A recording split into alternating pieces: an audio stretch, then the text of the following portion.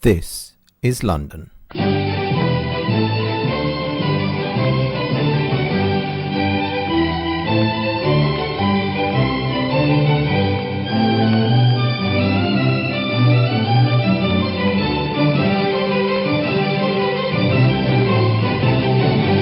Hello and welcome back to the web's premier, right-thinking, straight-talking and somewhat conservative weekly interview and comment show.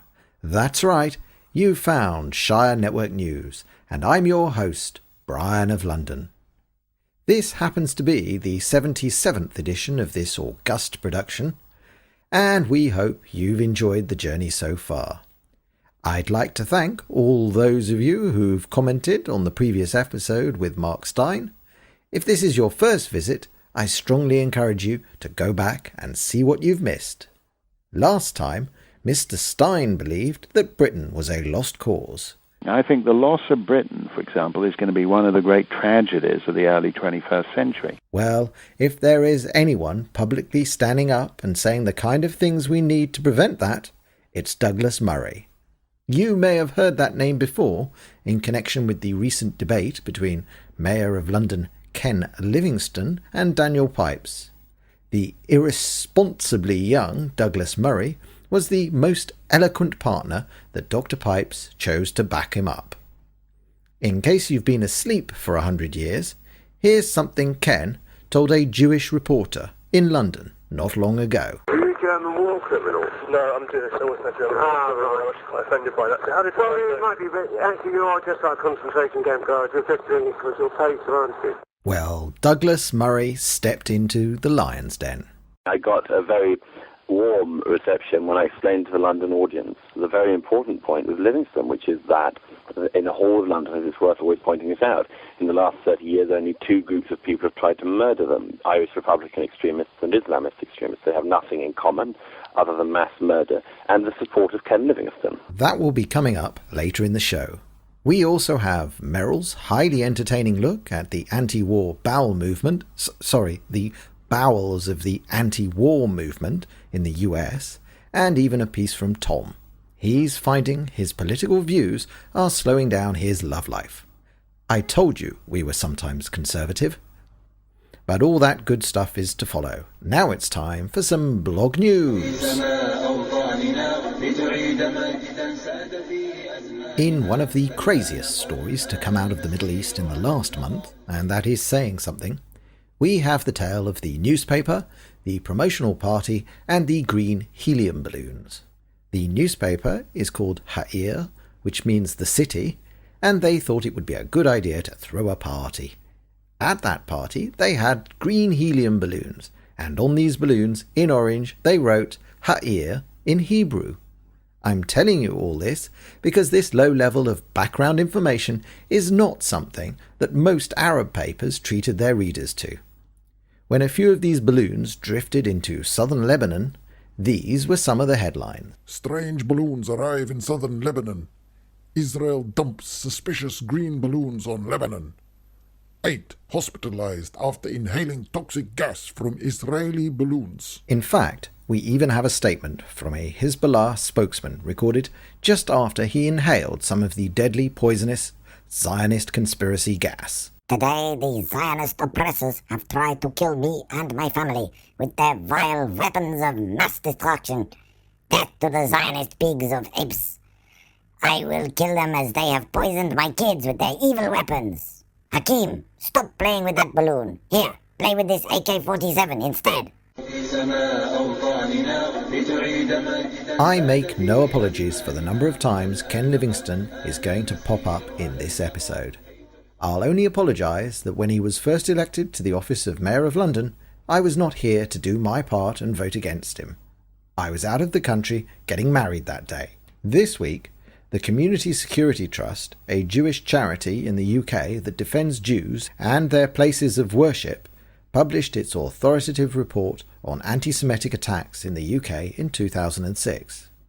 That Jews in the UK have to pay for their own protection and can't rely on the police goes without a mention. And from my sources, I know that MI5 keeps a constant watch on their headquarters, because they're scared of an organisation that defends Jews. Well, their report gave a total of 594 incidents in 2006, the highest total they've ever recorded. That's right, 594 attacks on Jews or their property. What did the mayor say on this subject just 2 weeks ago?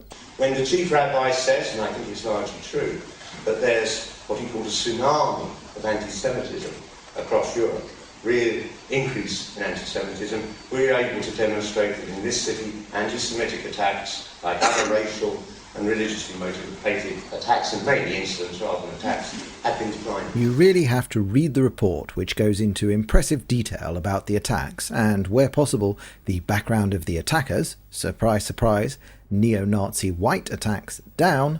Can you guess which ones are up? But just for Ken, here are some of the things that happened last year in London. A strictly Orthodox Jewish man was at a London Underground station when an Arab man punched him in the face and tried to push him off the platform while shouting, "Get back to Stamford Hill, I want to kill you all, I want to kill all Jews, and my name is Hitler." A Jewish man was walking to synagogue in London when a group of Asian men shouted, "Jewish scumbag, go back to the camps," and did Nazi salutes at him. There was that amazing situation when the aftermath of the July bombings on 7/7, while there were some verbal incidents and some daubing, we're not aware of any instance where one Londoner physically attacked another. Oh, that's right, Ken. Immediately after 7/7, nobody went out looking to kill Muslims. No, it's pretty much the exclusive province of followers of the religion of peace to go out looking to kill others on religious grounds these days.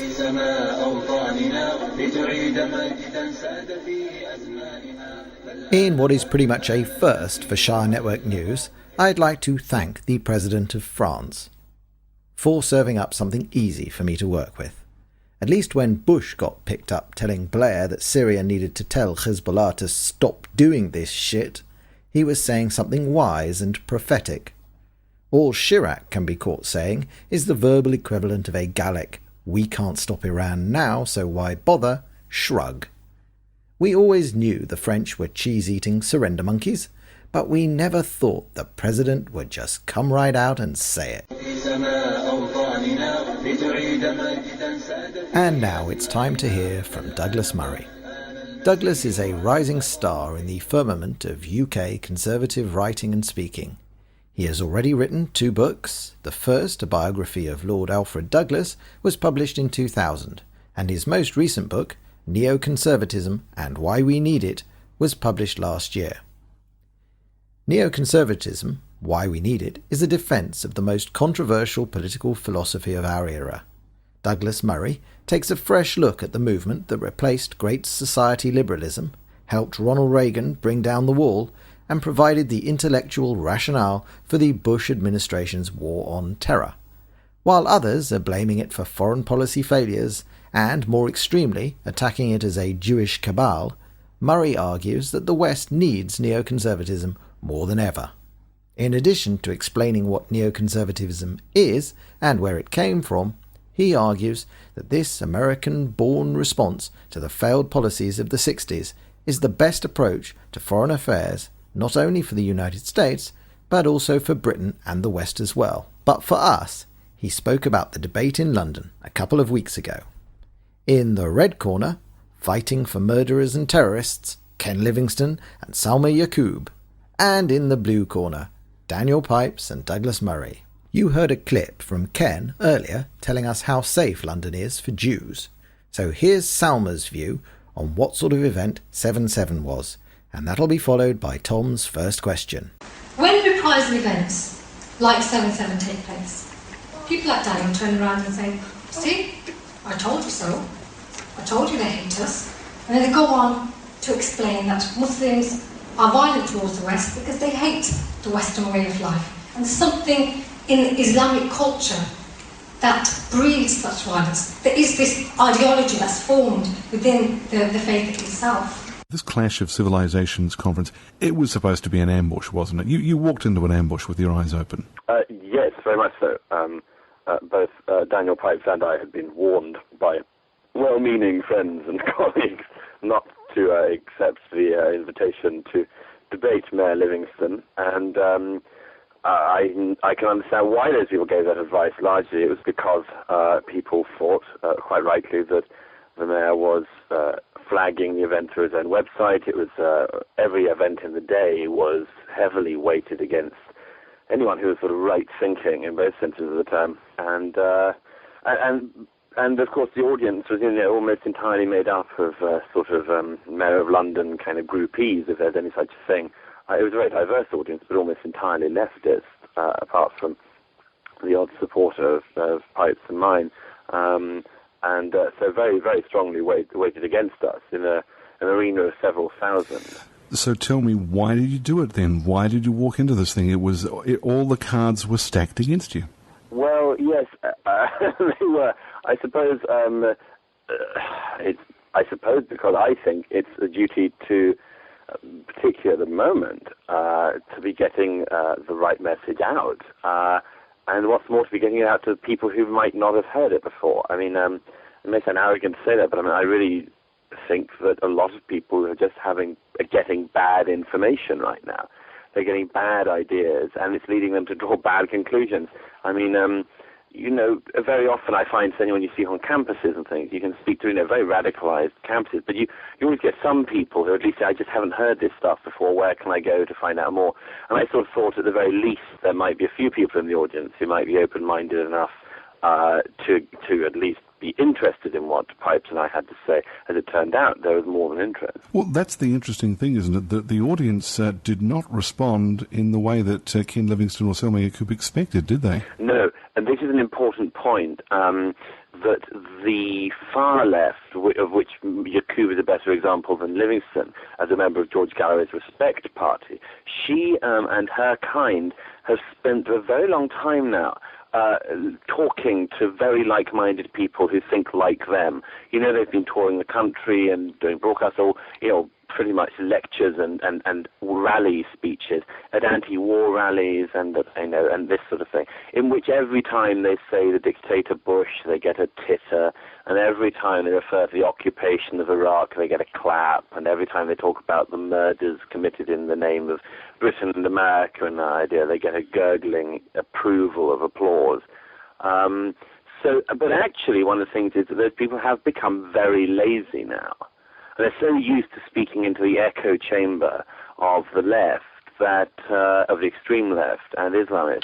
They're so used to that kind of applause that actually they've forgotten that even the discerning kind of center-left public feels very alienated by this kind of discourse, and particularly alienated when you tell an audience like and even a left-wing London audience doesn't take kindly to a comment like Ms. Yacoub's when she referred to the 7/7 attacks as reprisal attacks. This is something that's been happening a bit in the centre-left in Britain. There are growing signs. There's a bit of resistance to this extremism gathering. Nick Cohen's new book, Professor Gerris's Euston Manifesto. That's like Oliver Cam, a great colleague and friend, who does great work on this as well. David Aronovich.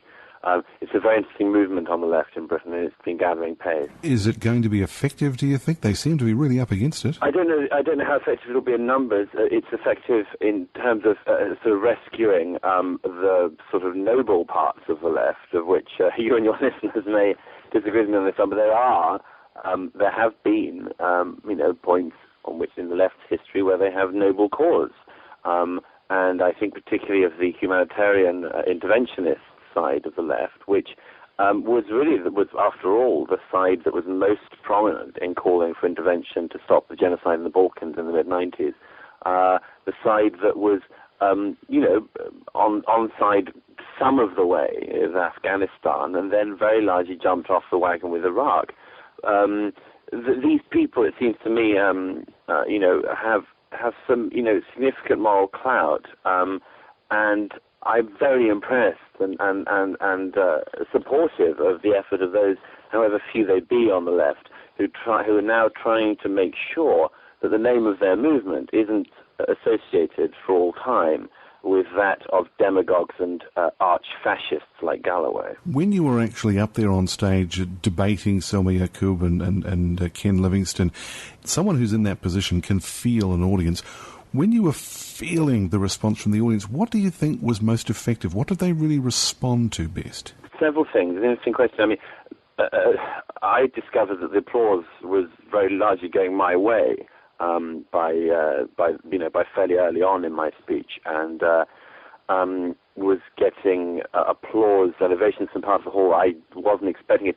I discovered, for instance, that when I mentioned the simple fact, to my mind, that this is not our fault. The jihad is not our fault. The Mayor of London had already explained that the Cold War was our fault. Ms. Yaqub then explained how all the problems of the jihad are our fault because of Afghanistan and Iraq.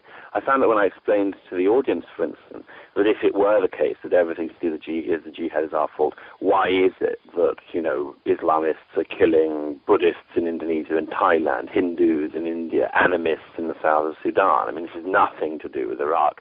I found that not only did people from those communities, I don't know how many animists we had in the audience, but, for instance, Hindus, particularly Hindus from India, who were in the audience, in the London audience, were extremely vocal in their sort of gratitude, as it were, that anyone had mentioned their own plight. So I found that sort of thing was interesting. I also thought that the audience responded well generally, simply to the notion, this is kind of sick at this point. It's narcissistic to be so involved in this self-blame. Maybe it's not about you. I find that left-wing audiences and others, respond pretty well to that point. It's a point one should keep making. The natives can screw up without us. Other people have culpability. The other thing I would say is that there was one particular thing I did, which was at the end, I made sure that I let the audience know the kind of detritus, really, that Pipes and I were debating with. Salma Yaqub is a terrorist supporter, not just supporting the terrorism in Iraq, but started her career, such as it is, supporting the Yemen 7. And she can't even say the word Israel. It can't pass her lips. She couldn't even say what I call the I word. She wouldn't even say it. There were many things like that. And the other thing is, I got a very warm reception when I explained to the London audience the very important point with Livingstone, which is that in the whole of London, it's worth always pointing this out, in the last 30 years, only two groups of people have tried to murder them, Irish Republican extremists and Islamist extremists. They have nothing in common other than mass murder and the support of Ken Livingstone. And I have to say that I think was a fairly significant blow for him to be told that in front of a huge audience of his electorate, who then clapped the point. The audience really didn't get the memo about how to behave, did they? That's right. They didn't. They were usually, when you have a very confrontational live debate like this, usually you can work out very early on what the percentage of audience behind you and what the percentage behind the other side is. The most interesting thing always are those debates where there's a crossover applause, where there's groups there are people applauding certain speakers or certain points that are not applauding others. Or that maybe have applauded points on the other side. In other words, when there's some texture to it. And I found that was the interesting thing about the hall, was that they were very, very vocal in support of certain points that Pipes and I were making, and in the end, much more supportive of our general argument. It was a really a great moment, I think, for all of us who are on the right side in this conflict, that we remembered again that we just have to put the case whenever it comes up and however hostile the environment. We have to put the case and allow the truth to out. Well, it would be very helpful if we could put the case to a larger audience, but the thing about this clash was that it wasn't reported in the mainstream media. No, I tell a lie, it was reported on the BBC Arabic service. And I know the New York Sun and other papers had write-ups. But it was moderated by Gavin Esler from the BBC. Why didn't the BBC and other media outlets report on this? It seems like a pretty interesting thing. Yeah, the truth is, I don't buy there's some kind of cover-up with this.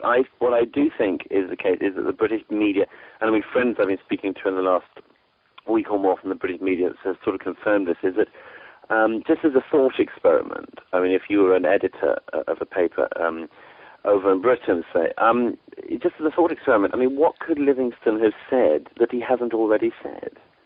I mean, he's already said he thinks George Bush is a greater terrorist than Osama bin Laden. You know, he's already said that he doesn't think Israel has the right to have been created. I mean, you know, every foul, disgraceful idea he's already voiced. So the British press didn't think they'd get a story. They didn't think they'd get the horrible quote from the mayor. I think that personally that's why the British print press in particular didn't show up in large quantities. But I mean, there was something like 150 foreign press there in total. Sometimes this whole conflict seems to be almost tribal. There's us on our side and there's them on their side, and never the twain shall meet. I mean, for example, I was supposed to go out on a date with someone tomorrow, but she found out before meeting me that I didn't think George Bush was a drooling moron. I was dumped by SMS, and we can't even breed across these lines. Based on your experience, can we cross that division? Are there ways that we can get our message across to people on the other side in such a way that they'll actually understand it and go along with us? What's the best way to punch through this wall? This is possibly the most important question about this conflict is, yes, quite, can one communicate with people on the other side? The answer briefly is we have to. I mean, we have to be able to. There are not enough people at the moment who get the fact that there are people out there who hate us and want to kill us and have already done so. It's really our duty to communicate to leftists and others who have ears that there are ways for which we can unite, certain things we can rally together on. It's seen very much as a left and right issue, but it really shouldn't be one, should it? It isn't, and it isn't one. I mean, I think actually of the last few years, it's maybe an obvious point to make, but in the post sort of 2001 era, I have found myself that my closest allies are either leftists or former leftists in very many cases. I'm thinking of people like Oliver Camm, William Shawcross, who used to be a leftist and is now one of our most prominent, supporters of the troops, commentators in Britain. William Shawcross used to be on the left. I think of my friend Christopher Hitchens, who I don't think anyone, certainly not the White House or anyone in government, has been a greater or more eloquent advocate of the Iraq War. It's very interesting. There are a great number of people on the left who really get this. What their constituency is, it's impossible to tell, but we have to get people like that on side, and we have to keep them on side. And we can disagree on welfare benefits, we can disagree on taxation, we can disagree on all these things, but if we can have common cause on the one big thing, I mean, this is the most important thing of our era. This is the most important aspect of our time. And, to my mind, as I always say, it applies to the president, it applies to many other people. If you get to the main thing, you allow people a lot of screw up on other things. We are very grateful to Douglas for that interview. Somehow, we didn't get to ask him whether he agrees with Mark Stein's message of doom for Britain. Somehow, I think not. Once again, I will direct you toward his book, Neo-Conservatism, Why We Need It, and encourage you to look that up or follow the links from our show notes. Now, we have Meryl, and she's found some feminists she can't quite find common ground with. Pull out now is a phrase that will haunt you. This is Meryl Urish, and this is On Second Thought for Shire Network News. Last week, the moon was in Aquarius, Jupiter aligned with Mars, and there were anti-war protesters in various cities around the nation, including Washington, D.C. The attendance was pretty sparse. The news services refused to estimate the numbers, saying only that tens of thousands were there. That was a generous estimate. The lack of protesters almost makes you think that anti-war protests have, well, jumped the shark. When your star draws are Jane Fonda and Sean Penn, when your average anti-war protester is old enough to remember where he was during the Kennedy assassination, when the news media has to ask protesters to squeeze together for pictures to make it look like there are more protesters in the National Mall than there were extras in the mall scene in Forrest Gump, yeah, I think it's time to say that our protest movement has jumped the shark. And it's not just the crowds that were pathetic. You really can't get better comedy gold than what some of the speakers said to the protesters. First up is Medea Benjamin of Code Pink. Please be warned and put down your drinks. Okay, now listen up. Because we women of the United States have a very clear message for every single presidential candidate, including or especially Hillary Clinton. And we women say, pull out now! See, this is why the anti-war protests are failing. I don't think the people listening were really there for a lesson on coitus interruptus. And it's really kinky telling Hillary Clinton to pull out now. We women say, pull out now! When you hear that chant, you have to say to yourself, what the hell were they thinking? Did they intend to make their audience burst into laughter? Because I did. Pull out now! But there's more. Here's Dennis Kucinich, the man who would be president, telling the anti-war crowd what's really important. Our plan is to tell the truth about 9/11. Yes, that's right. Kucinich is a 9/11 truther, and so, judging by the applause, was most of his audience. That's the way to earn respect for the anti-war movement, not to mention increase your viability as a presidential candidate. In Bizarro World, anyway. We also have the usual suspects from Hollywood. What's Hollywood doing here today? We're here because it's our job. Actually, Sean, your job is acting. We are dependent on our Congress, but our Congress is dependent on us, and we're going to come out here in these numbers and in doubled numbers. Twice nothing is still nothing, but please, do continue channeling Spicoli. And if they don't stand up and make a resolution as binding as the death toll, we're not going to be behind those politicians. Sean, a word of advice. Don't quit your day job. Jane Fonda had some things to say, too. I just want to say thank you all for being here. Thank you so much, and I'm so happy to be here with you, and we're going to get it done. Yes.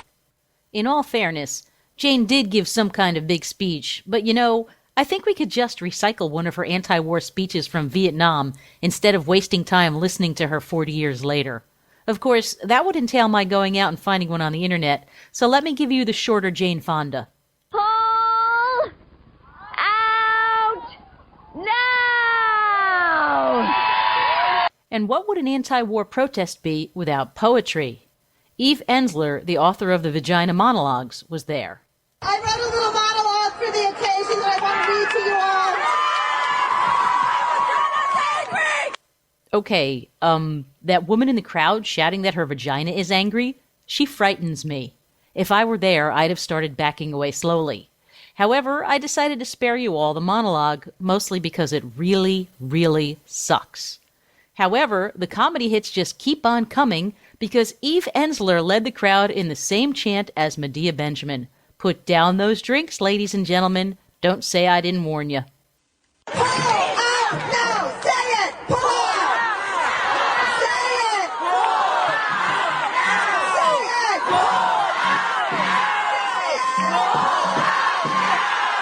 it! Did you notice that they've gotten better at it? This time, they use drums. And finally, because I know you want it one more time, here's Medea. Pull out now! Well, that about wraps up the natural birth control lesson for the day. Special thanks to Chaz Hooper of theageofhooper.blogspot.com for giving us the good parts version of the last gasp of the anti-warist protestus interruptus. That, I think you'll agree, was rather freaky in places. It's time we pulled out of that world. Attentive listeners may have heard Tom mention something of his private life during the interview. I heard that too, and I couldn't let Tom drop that in without explaining further.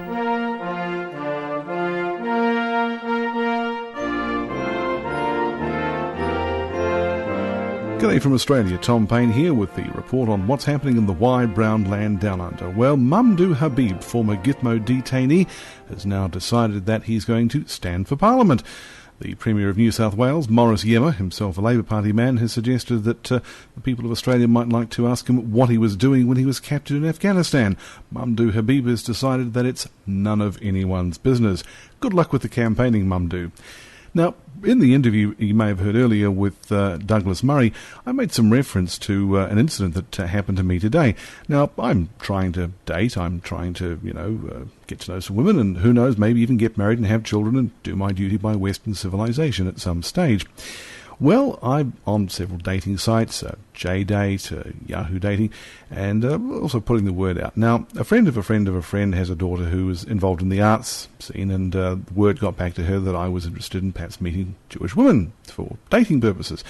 And she sent me an email saying, please give me a call, so I gave her a call. We had a little chat, and it turned out during the course of the conversation that I didn't actually entirely agree with the proposition that George W. Bush is a drooling idiot. There was a very uncomfortable silence at this, and she said, I don't know anyone who doesn't think that. And I said, well, you do now. So that was most interesting. Anyway, we agreed to meet for coffee somewhere. I suggested a chain called Hudson's Coffee, which we have here in Australia, and she said rather icily, I don't patronise multinational corporations. Which is interesting because last time I checked, Hudson's Coffee was 100% Australian-owned. Still, never let the facts get in the way of a good moral pose. Anyhow, a couple of days, we're supposed to meet on Saturday, a couple of days after that I received the following interesting transmission. Let me just get it up here on the old SMS here, text inbox, and here we go, scroll down to the message. I have been thinking about our short conversation the other evening, and have decided it would be best not to meet up. Such a difference of politics is cause for concern. Apologies for waiting a few days, but have given it considerable thought. All the best. So, there you go. It's not about politics anymore. You can't even date across enemy lines. Pity, really. I thought there was more to life than politics, but it turns out that the caring, sharing, broad-minded, open-minded, tolerant left just can't tolerate anyone being different. So, there we go. Not much hope for old Tom Payne in the old dating stakes yet. Still, never mind. If you are of the female persuasion and happen to be in the Australian city of Melbourne at some stage, drop me a line. We'll go out. We'll have fun. Don't worry, I don't bite. Unless you want me to. So, my question to the audience this week, have you ever had trouble on a date, or even with an established partner, when the thorny issue of Bush came up? Send us an email or leave a comment on our site. We are working on a better URL for that, but until we get that, you can find us easily by typing Shire Network News into almost any search engine, even the evil Google. You've been listening to Brian of London and others on Shire Network News. We've got some more great guests lined up for the coming weeks, and we are growing. You can help us by linking to our site if you have a blog or telling your friends about the show. Mayors are for making the buses and trains run on time. At a push, they should promote the city for foreign investment. Declaring that Israel should never have been created is not part of the job description.